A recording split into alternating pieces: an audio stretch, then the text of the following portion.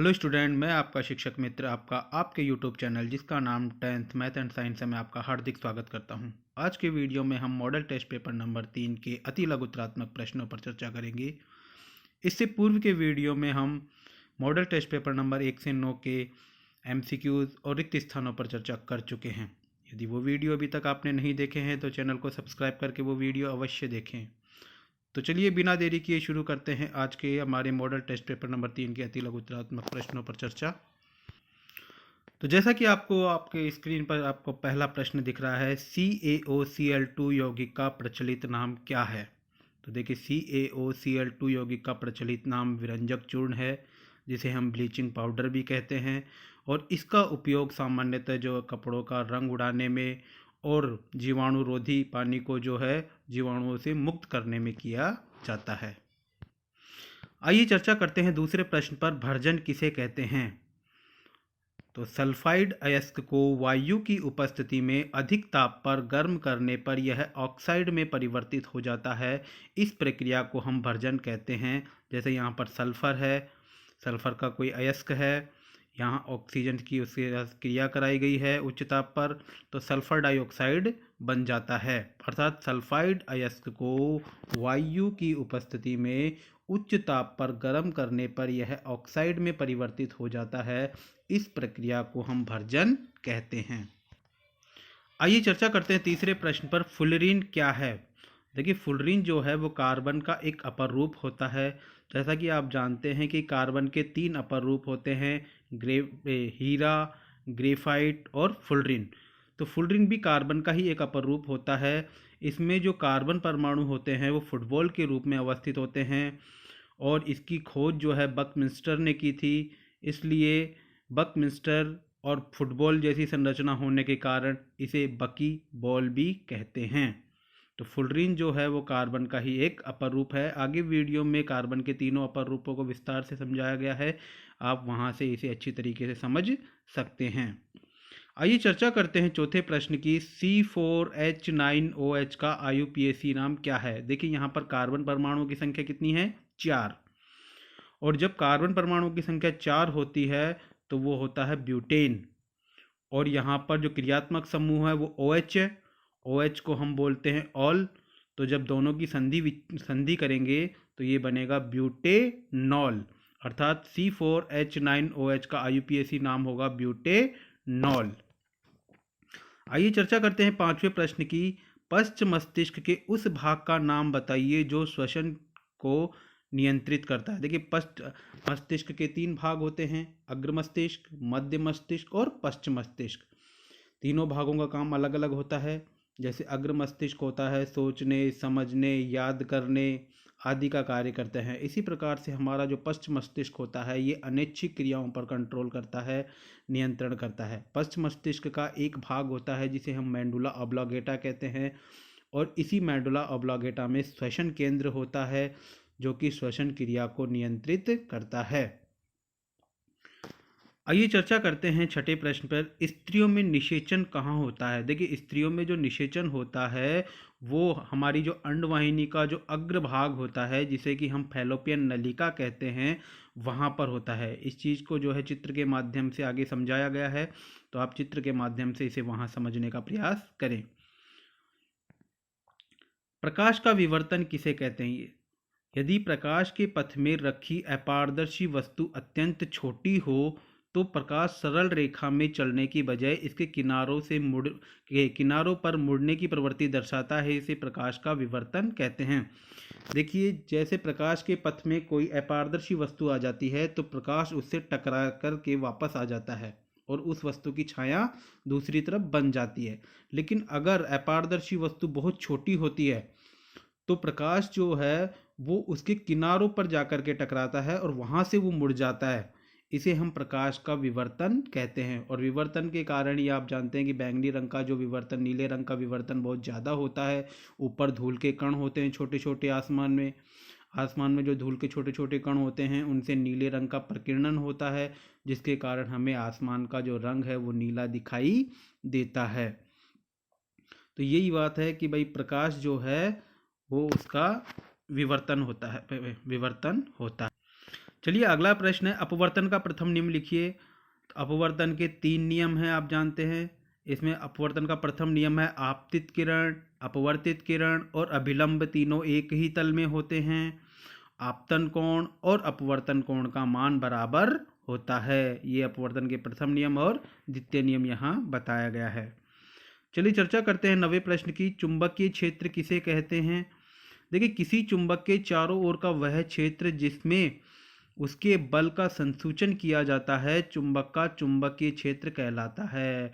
अर्थात चुंबक के चारों ओर का वह क्षेत्र जहाँ तक चुंबक किसी चीज़ पर अपना प्रभाव रखती है, उस क्षेत्र को हम चुंबकीय क्षेत्र कहते हैं। जैसे कि आपने देखा होगा कि कोई चुंबक रखी हुई है, अगर हम किसी कील को उससे थोड़ी दूर ले जाते हैं तो वो उसे अपनी ओर आकर्षित नहीं कर पाती है, लेकिन धीरे धीरे उस कील को अगर हम उसके पास में लाते जाएं तो एक ऐसा बिंदु आएगा जहां पर कि वो चुंबक उस कील को या लोहे की पिन को अपनी तरफ खींच लेती है।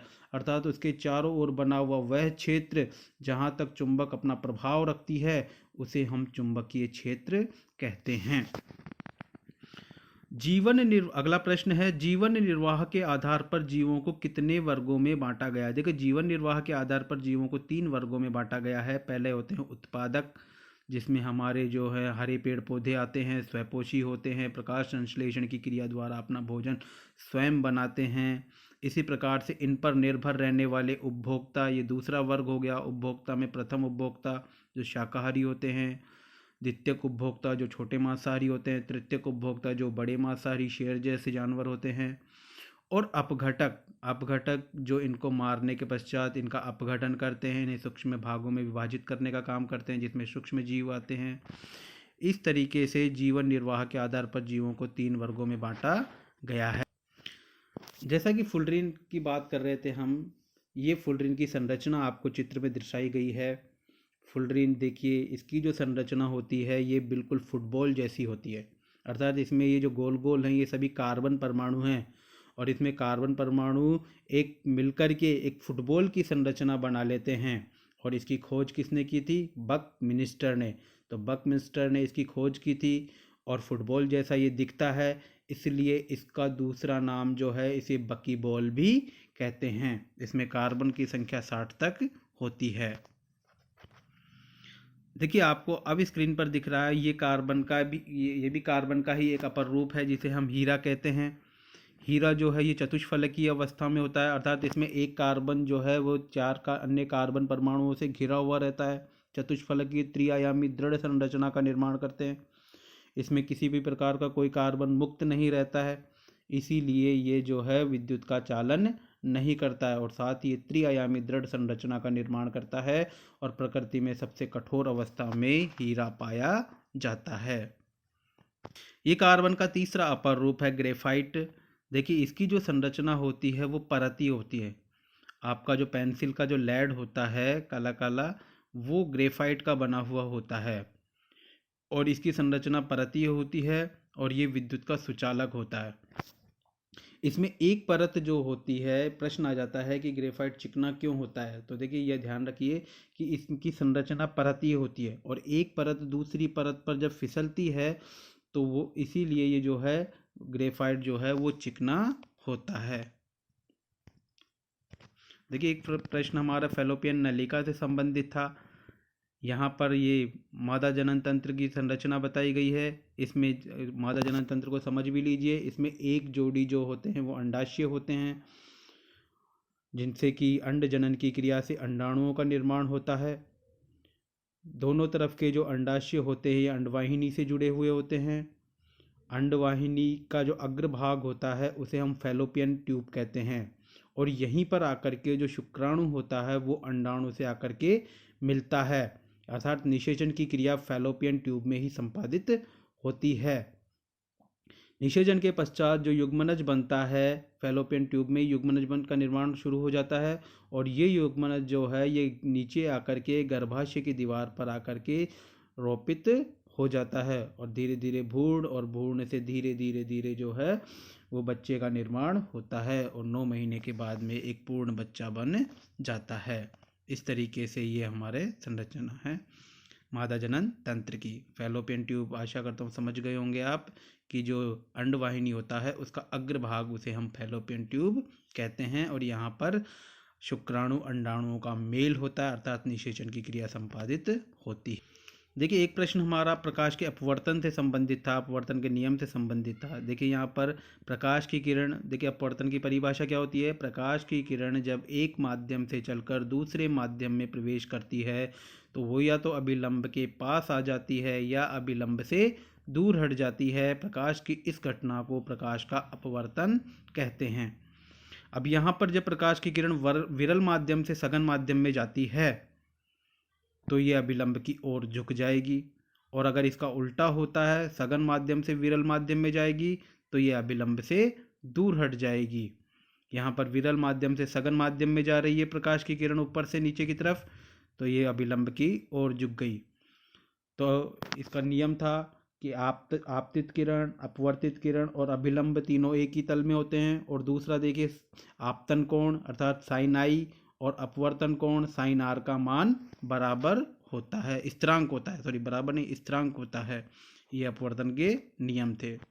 यहाँ पर आप ये चुंबकीय क्षेत्र देख रहे हैं, ये चुंबकीय बल रेखाएं होती हैं, चुंबकीय बल रेखाओं की संख्या को फ्लक्स कहते हैं। प्रश्न ये भी था कि चुंबकीय बल रेखाएं जो होती हैं वो एक दूसरे के समानांतर होती हैं, ये एक दूसरे को काटती नहीं हैं।